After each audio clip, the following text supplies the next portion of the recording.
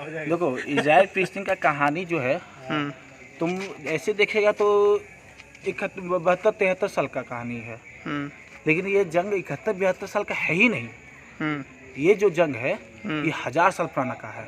अच्छा, 1000 साल आप पहले बैक चाहिए। कहानी कहाँ से स्टार्ट हुआ? कहानी स्टार्ट हुआ जब ना जूस इस दुनिया में आए थे। जब यहूदी जब इस दुनिया में आया तब क्या हुआ? जब यहूदी इस दुनिया में आया तब होता ये है कि ना वो लोग, जैसे कुरान में भी लिखा हुआ है, कई जगह लिखा हुआ है, हदीसों में भी आता है कि ना जो यहूदी लोग हैं वो काफ़ी अपने आप में वो लोग काबिल रहेंगे और वो लोग पूरा दुनिया को जीतने का ये उनके अंदर काबिल रहेगा।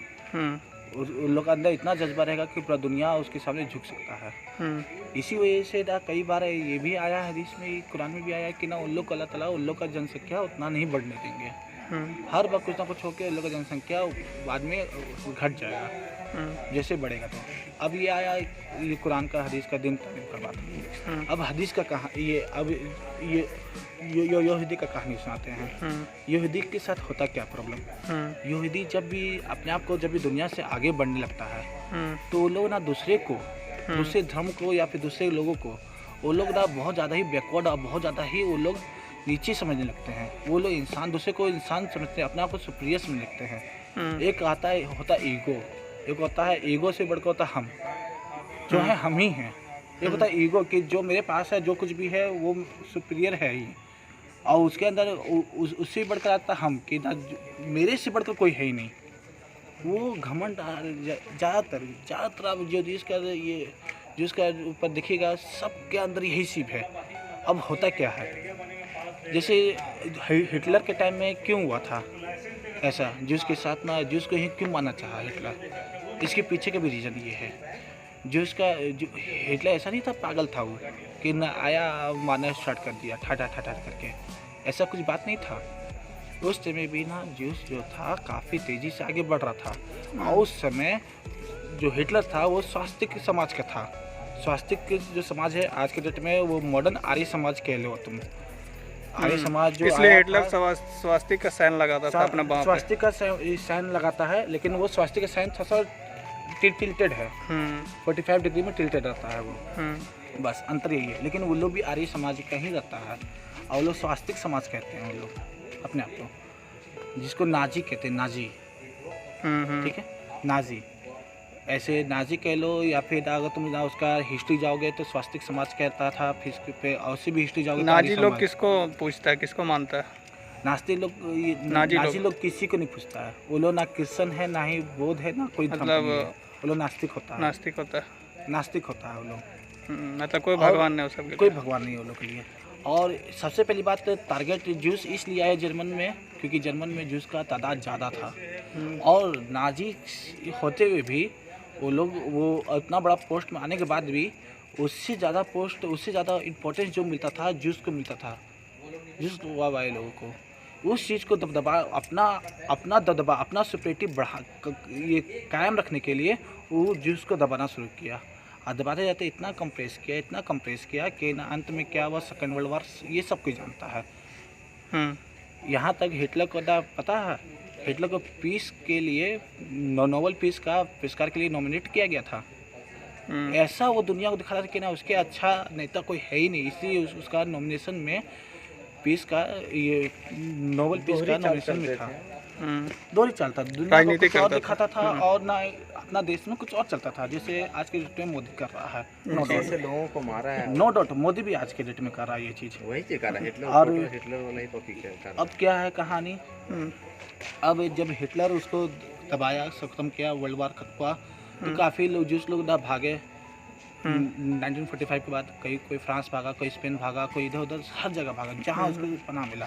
क्यों भागा, क्या किया कर रहा था उस टाइम? वो वही हिटलर मार रहा था। कैसे मार रहा था पब्लिक को? कई पब्लिक या यहूदी को मार रहा था? यहूदी को मारने का बहुत तरीका था, जैसे मेजर कांड तो गैस चैम्बर कांड तो सबको पता है ही। गैस चैम्बर कांड था, ये लाइन पे खड़ा करके एक साथ मास में ये किलिंग करना, शूटिंग करना सबको। और भी कई सारे था, लोगों को भूखा मरना, वो लोग को अनएम्प्लॉयमेंट दे देना, नौकरी से निकाल देना, वो लोग को कहीं भी नौकरी नहीं देना, रोजी रोटी नहीं देना, भूखमरी से मर रहा था, कई तरीके से मर रहा था वो लोग। अब क्या हुआ, जब ना ये उसको जब इधर उधर भाग रहा था तो फिलिस्तीन ही एकलौता ऐसा देश था जो वेलकम ये रहने का यहूदी आवाज करता, दिया, जगह दिया। वेलकम यहूदी करके वो शिप भेजा था। शिप का नाम ही था वेलकम यहूदी, और वो 1947 में भेजा था। और जब भेजा, भेजने के बाद ना वहाँ पर ना ब्रिटिश का रूल था कायदे से। कहाँ पता पर? है इसराइल जो है एक दिन में इंडिपेंडेंस हुआ था। इसराइल देश में कभी भी आंदोलन इंडिया जैसा नहीं हुआ था। ये 50 साल से 100 साल से आंदोलन नहीं चल रहा था।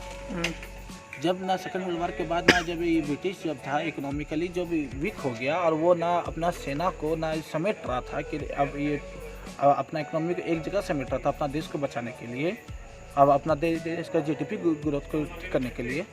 तो क्या हुआ कि जैसे इंडिया से हटा, फिर इसके बाद हर धीरे धीरे करके अपना ये आर्मी को बुलाने लगा।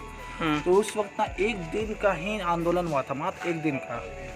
एक दिन का आंदोलन में वो ये उसका जो क्वीन एलिजाबेथ थी वो बोली कि ना इसको भी हटाओ, इसको भी आज़ाद करो। और उस वक्त पहला जूस का यहूदी लोग का उन लोग का पहला देश बना इजराइल। इजराइल को बनने के बाद भी ऐसा बात नहीं था। ब्रिटिश क्या किया, ब्रिटिश का कहानी भी बहुत अलग है। ब्रिटिश हर बार ना जब भी ना ये भागता था कोई देश छोड़ करके, अपना कॉलोनी को छोड़ के जब ये भागता था तो करता था एक ही काम, वो बंटवारा का जिम्मा छोड़ देता था यूएन के खिलाफ। तो माथे में यूएन उस वक्त सेकंड वर्ल्ड वॉर के बाद United nation, second world war के बाद क्या हुआ कि ये वो वही पावर में था, वही पूरा देश में था। अब होता क्या है, जब ना यूएन आया तो यूएन ने उसको ना बांटा कैसे जाए, वो धर्म के अनुसार बांटा, ना कि वो लैंड के हिसाब से बांटा। जैसे इंडिया पाकिस्तान का धर्म के नाम पे बांटा गया था। जैसे मुस्लिम आबादी बांग्लादेश में है, फिर इसके बाद मुस्लिम आबादी पाकिस्तान में, तो इन लोग दोनों को एक देश बना दो। मेजोरिटी में जहाँ था वहाँ पे बांट दिया, वहाँ बांट दिया। अब ये पॉसिबल, ऐसा कोई देश एग्जिस्ट ही नहीं कर सकता कभी भी जहाँ पर ना टुकड़ा टुकड़ा उसका हो, अब बीच में ना कोई और देश हो, आधा टुकड़ा उधर आधा टुकड़ा उधर, और बीच में कोई एक बीच में देश हो। इंडिया। ये जैसे क्या था कि ना ये पाकिस्तान उधर था, बांग्लादेश उधर था, बीच में था इंडिया बहुत बड़ा। ये कभी संभव हो ही नहीं सकता है कि अलग अलग दो जगह एक ही देश रहे। किलोमीटर का ये डिस्टेंस था इंडिया का।